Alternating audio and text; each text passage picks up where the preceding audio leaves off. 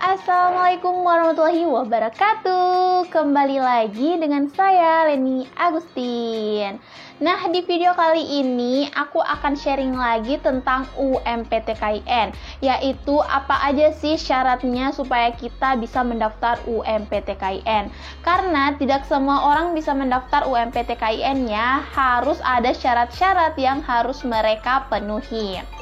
Oke guys, nah, sebelum kalian mendaftar UMPTKIN, pastikan kalian memenuhi dulu semua persyaratan ini, karena semisalnya kalian mendaftar tapi ada salah satu syarat yang kalian tidak penuhi, yaitu percuma saja kalian daftar ya, karena ada syarat yang tidak kalian penuhi dengan kriteria UMPTKIN. Makanya kalian nonton video ini dulu supaya teman-teman bisa tahu apakah kalian bisa mendaftar UMPTKIN atau tidak. Oke, sebelumnya semangati aku dulu dengan cara subscribe YouTube channel ini, dan kalian bisa juga share untuk informasi-informasi lainnya, karena di channel ini akan membahas tentang UMPTKIN, SBMPTN, SPAN-PTKIN, bahkan beasiswa KIP kuliah juga aku sering bahas di YouTube ini. Dan jangan lupa juga untuk follow Instagram info.umptkin, karena di sana ada banyak banget tryout gratis, dan juga follow Instagram pribadi aku Leni Agustin 10. Oke, langsung aja mari kita nonton, ini dia videonya.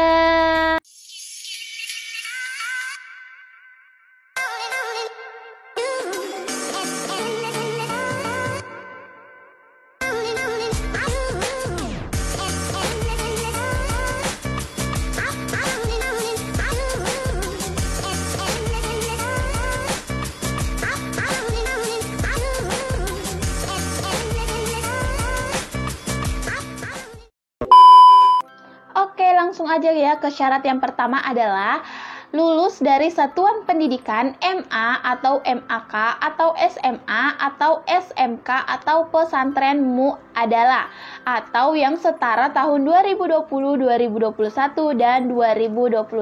Oke, jadi di jalur UMPTKIN ini buat yang gap year tahun 2021 dan tahun 2020 itu bisa mendaftar UMPTKIN. Nah, sering juga nih ada yang bertanya apakah tamatan dari SMK bisa mendaftar UMPTKIN Kak? Nah, jadi jawabannya bisa ya, karena di sini bisa untuk MA, MAK, SMA, SMK, dan juga pesantren mu'adalah. Jadi untuk syarat yang pertama ini udah jelas ya. Kalau misalnya ada pertanyaan, silahkan langsung komen aja di bawah. Nah, selanjutnya syarat yang kedua adalah, aku baca dulu ya, nanti aku ngejelasinnya. Yang kedua adalah lulusan tahun 2020 dan tahun 2021 itu harus sudah memiliki ijazah atau yang sederajat. Nah, sedangkan lulusan yang tahun 2022 itu harus memiliki surat keterangan lulus dari madrasah atau sekolah atau pesantren mu'adalah, dan dilengkapi dengan pas foto terbaru yang bersangkutan serta dibubuhi cap MA atau MAK atau SMA atau SMK atau pesantren mu'adalah. Nah, artinya apa sih Kak? Nah, jadi aku ngejelasin kembali. Jadi poin kedua ini, syarat dari UMPTKIN adalah bagi teman-teman yang gap year tahun 2020 dan tahun 2021 itu kalian wajib membawa atau menyertakan ijazah kalian. Nah, jadi untuk yang gap year wajib ada ijazahnya. Sedangkan yang bagi angkatan tahun 2022 atau yang lulus tahun itu nggak wajib ada ijazah, karena biasanya ijazahnya belum keluar. Nah, jadi pengganti ijazahnya adalah surat keterangan lulus, di mana surat keterangan lulus itu harus disertai dengan pas foto yang terbaru dan harus ada cap sekolahnya. Oke, jadi biasa tuh juga ada yang bertanya apakah tahun 2022 wajib ada ijazah. Jadi itu nggak wajib ya. Kalian bisa mengganti dengan surat keterangan lulus, tapi yang gap year wajib ada ijazah. Oke, lanjut. Syarat yang ketiga adalah membayar biaya UMPTKIN melalui bank yang ditetapkan oleh panitia nasional. Nah, biasanya di tahun-tahun sebelumnya biaya UMPTKIN itu adalah Rp200.000, dan biasanya juga bisa dibayar di Bank BNI.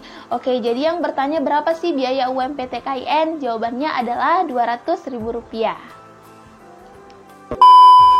Oke, kemudian ketentuan yang keempat adalah kelompok ujian UMPTKIN ini terbagi menjadi 3. Yang pertama adalah TKD atau kepanjangannya Tes Kemampuan Dasar. Nah, di mana di tes kemampuan dasar ini meliputi yang pertama tes potensi akademik atau biasa disingkat dengan TPA. Yang kedua bahasa. Bahasa ini ada 3, ada bahasa Indonesia, bahasa Inggris, dan bahasa Arab. Kemudian selanjutnya adalah keislaman. Di keislaman ini ada beberapa juga ya, seperti sejarah, kebudayaan Islam, Al-Quran, hadis, dan fikih. Jadi ada 4 macam untuk keagamaan. Kemudian yang kedua adalah tes kemampuan bidang IPA. Nah, di bidang IPA ini selain ada TKD yang pertama tadi, juga ada biologi, fisika, dan kimia. Kemudian yang ketiga adalah tes kemampuan bidang IPS. Nah, kalau tes kemampuan bidang IPS ini selain ada TKD yang pertama tadi, juga ditambahkan dengan mata pelajaran sejarah, ekonomi, sosiologi, dan geografi. Oke, selanjutnya ketentuan yang kelima adalah ketentuan kelompok program studi, jumlah pilihan, dan lokasi ujiannya. Oke, yang pertama adalah kelompok ujian peserta yang ditentukan berdasarkan pilihan prodi peserta. Apabila peserta memilih prodi IPA di semua pilihan, maka kelompok ujiannya itu adalah IPA. Nah, sedangkan jika peserta memilih prodi IPS di semua pilihan, maka kelompok ujian peserta adalah IPS. Nah, jadi di jalur UMPTKIN itu nggak ada yang namanya campuran IPA-IPS. Dia cuma ada 2 tipe.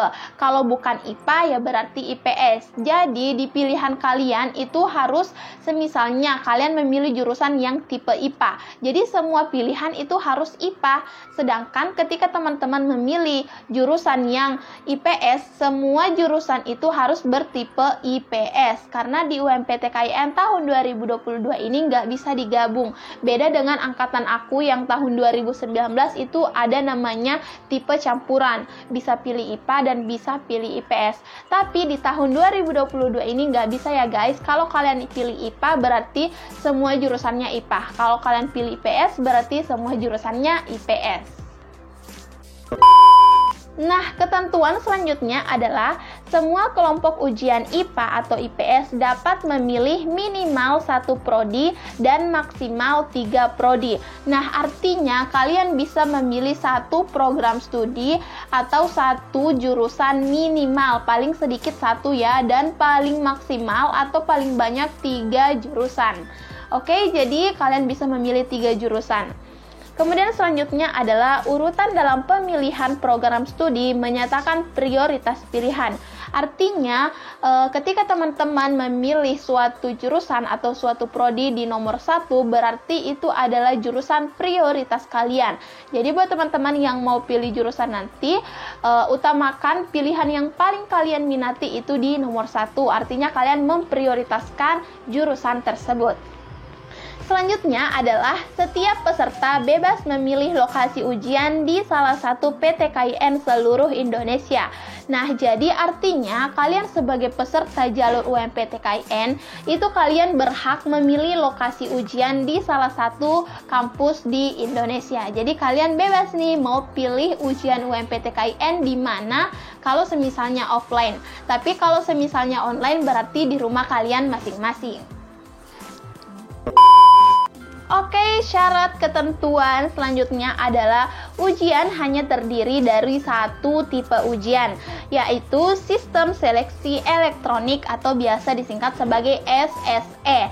Nah, apa sih SSE itu, Kak? Nah, jadi SSE itu adalah ujian yang diselenggarakan menggunakan komputer. SSE ini tidak lagi menggunakan kertas, baik untuk naskah soal maupun jawaban lembar kalian. Nah, artinya kalau semisalnya ujiannya dilaksanakan secara offline atau di kampus masing-masing, itu berarti kalian udah menggunakan komputer. Jadi kalian nggak perlu bawa kertas dan pulpen lagi. Beda dengan aku yang di tahun 2019, itu aku masih pakai pensil. Jadi kita disuruh bawa pensil sama kertas gitu loh. Tapi kalian udah nggak pakai itu, karena sekarang sistem ujiannya itu SSE atau menggunakan komputer. Nah, selanjutnya kalau misalnya ujiannya online atau di rumah, itu kalian tetap bisa menggunakan laptop, komputer, atau HP kalian masing-masing. Nah, jadi informasi juga ya guys bahwa ujian UMPTKIN hingga saat ini itu informasinya masih online atau dilaksanakan di rumah masing-masing. Nah, semisalnya tadi aku menyinggung tentang kalian bebas memilih kampus.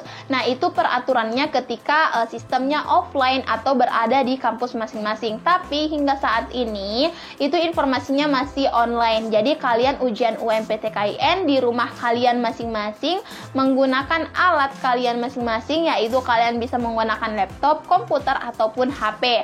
Nah, tapi aku tuh menyarankan kalian menggunakan laptop atau komputer. Kenapa? Karena layarnya lebih luas sehingga kalian membaca soalnya itu lebih leluasa. Dan juga kalau kalian menggunakan Android atau HP itu kan bisa ada masuk notifikasi atau telepon. Nah, gitu kan biasanya ujiannya langsung keluar kalau ada telepon masuk. Jadi aku saranin kalian pakai laptop atau komputer. Nah, oke, jadi yang masih bertanya kapan sih Kak kita bisa mendaftar UMPTKIN? Sebenarnya jalur pendaftaran UMPTKIN itu masih lama ya, masih di bulan April, sedangkan sekarang masih bulan Februari. Tapi itu nggak masalah guys, karena akan tiba saatnya ujian itu tanpa kita sadari. Nah, maka dari itu kalian harus persiapkan pembelajaran kalian. Kalian harus belajar semaksimal mungkin sebelum ujian UMPTKIN datang. Nah, kalau misalnya teman-teman masih bingung mau belajar dari mana sih Kak? Karena kan materinya itu banyak banget. Kalian bisa order ebook di aku. Ini ebook yang aku bikin sendiri dan sesuai dengan kisi-kisi ujian tahun 2022. Kalian langsung bisa chat WA aku aja 088247854631. Tapi order ebook ini tidak ada paksaannya. Kalau kalian mau ya boleh, kalau nggak mau ya nggak apa-apa. Pokoknya kalian bisa save aja nomor aku. Oke, dan kalau kalian mau tanya-tanya dulu aja nggak apa-apa juga. Yap, itu dia guys tadi syarat dan ketentuan umum yang harus kalian patuhi di UMPTKIN tahun 2022. Jangan sampai ada yang kalian tidak pahami lagi, tapi kalau semisalnya ada, silahkan kalian komen aja di kolom komentar. Jangan lupa untuk subscribe channel ini guys, supaya aku lebih semangat lagi sharing video tentang perkuliahan tahun 2022. Jangan lupa juga untuk ikutan tryout gratis di Instagram info.umptkin. Follow juga Instagram pribadi aku, Leni Agustin 10. Oke, sekian. Wassalamualaikum warahmatullahi wabarakatuh.